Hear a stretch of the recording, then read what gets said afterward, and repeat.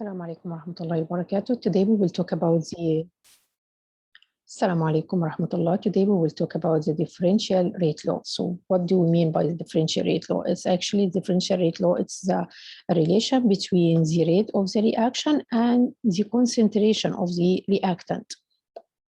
So it will not depend on time. It will only give you the rate with the concentration. So let's take an example here. So I will have a reaction like A plus B will equal to C. This is the reaction. Here we have a reactant, which is A and B, and the product, which is C.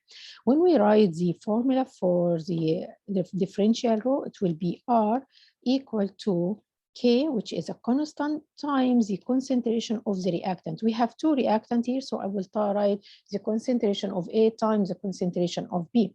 So this is the formula for the differential law. So the differential law R, which is the rate of the reaction, will be equal to K. This one is the constant, rate constant, times the concentration of each reactant. Maybe we have one reactant, so it will be one reactant. We have two or three, so you need to write all the reactants that you have.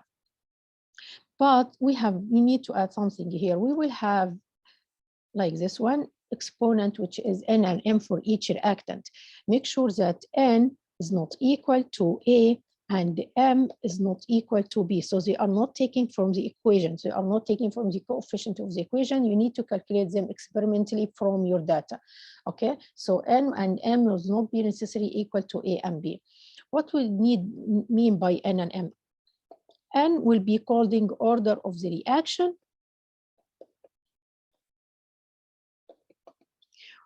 With respect to A. Means this is the order of A. So this is the order of the reaction with respect to A, and M will be order of the reaction with respect to B. Maybe N will be equal to 1, so it means it will be first order with respect to A. So this one will be first order with respect to A. And maybe M also will be equal to 1 or 2, so this one will be a second order with respect to B. So the exponent of A and B will give us the order of the reaction with respect to A and with respect to B. And to calculate the overall order of the reaction, we need to add N and M. So it will be, in this case, here we have 1 and 2. See, the overall order of the reaction will be the third one. So N and M will give you exactly the order for each substance, but to calculate the overall order for the reaction, we need to add N and M. Let's go back to the formula here and write the units. For R, the units of R will be mole per liter second or molar per second. For any concentration A or B, for each one of them, it will be mole per liters or molar. The units for constant, which is the rate constant, actually it will be changing by the order. According to the order, L will, K will have different value or different unit, but we can calculate the unit from L, N minus 1 over moles, N minus 1 to the second, where N is the overall order of the reaction. But of course, you can calculate it by cancel the unit, and the unit will be remain. It will be the unit of K. Okay, what do you mean by the order of the reaction? So let's take one example. So if you have R equal to K times A, concentration of A, we will have only one reactant here. If A, the concentration of A will be equal to 0, or sorry, the order of A will be equal to 0, it means this one will be 0 order. What do we mean by 0 order? It means that this one doesn't exist, because anything to the power of 0 will be 1. It means what the changes you are going to do with A will not affect the rate. So the rate will be constant according, or with any changing with A, the rate will not change. Okay, if we have R equal to K times the concentration of A to the power of 1, this will be first order. So what does it mean? It means that any changing you are going to do for the concentration, it will be the same change, it will be done to the rate. It means if you change the concentration by factor of 2, so the rate will be changing by factor of 2. If you change the concentration by factor of 3, so the rate will be changed by factor of 3. We can have R equal to K times the concentration to the power of 2 this one will be called the second order. So what do we mean here? If you change the concentration by factor of 2, so the rate will be changed by a factor of 4. If you change the concentration by factor of 3, so the rate will be changing by factor of 9. So it means it will be changing by the square factor of what you did for A. How to calculate the order of the reaction? Actually, you will have an experimental data like this one. And from this data, we will calculate the order of the reaction. So he will give you a reaction like this. This is the reaction. Sorry, H2 plus I2 will give you 2HI. This is the reaction here. And he will give you the concentration of H2, which is bimolar here, concentration of I2 bimolar, and the rate will be molar per second. And we have different trials. It means this is the first, second, third, and so on, trials for this reaction. So the first, he asks you to calculate or determine the rate law exhibition. The rate law exhibition is R equal to K times the concentration of the first reactant, which is H2, times the concentration of the second reaction, which is I2. But we have exponent here. We have power for each one of them. So actually, what do we need to do? We need to find the value for N and M. To find the value for N and M, we'll start by one at a time. So I will start by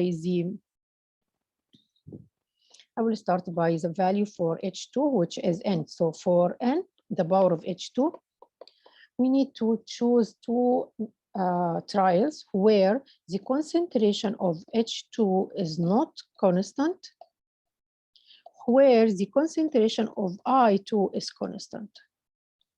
So I will search for two trials where the concentration of H2 is not constant and I2 is constant. So I will search for I where I is constant. So we have I constant for this first three, right? So we can take anyone because here hydrogen will be changing from 0.1 to 0.2 where I will be constant. So I will take trial 1 and 2. So what we will do with these trials 1 and 2, actually we are going to divide these trials. So we will substitute with each one of them in the equation and we will divide them.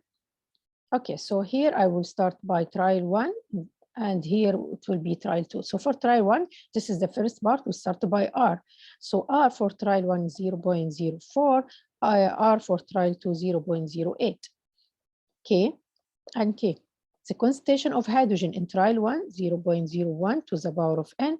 The concentration of hydrogen in trial 2, 0.02 to the power of N. I will continue with I. The concentration of I, 0.05 to the power of M, and also here it will be 0.05 to the power of M. Now we can cancel. So I will cancel this one with this one. I will cancel K with K. So this one, it will be 1/2, and this one will be also 1/2 the power of N. This means N will be equal to 1. So the power or the exponent or the order of hydrogen will be equal to 1. We will do the same to find the power or the exponent of M. So to find the exponent of I, which is M, we will try to find two trials where the I will not be constant, but the hydrogen will be a constant value. So of course, we are not going to take 1 and 2. We need to choose other trials. Okay, let me check. Okay, so here I will go here and check where hydrogen will be constant. Actually, hydrogen will be constant only in 4 and 5. So we can take these where hydrogen will be constant and I will change. So for trial, we will take 4 and 5. I'll start by 4 here, and this will be 5. 4, 0.02, and 5 here, it will be 1/6. Okay, it will be K times the concentration of hydrogen, 0.05 to the power of 1. We know that N is equal to 1 to the power of 1 times the concentration of I to the power of M, and here also 0.02 to the power of M. Okay, now this one will be cancelled and the K will be cancelled. This one will be 1/8 will be equal to 1/2 to the power of M. So M will be equal to 3. So this one will be equal to 3. So to write the expression for the rate law,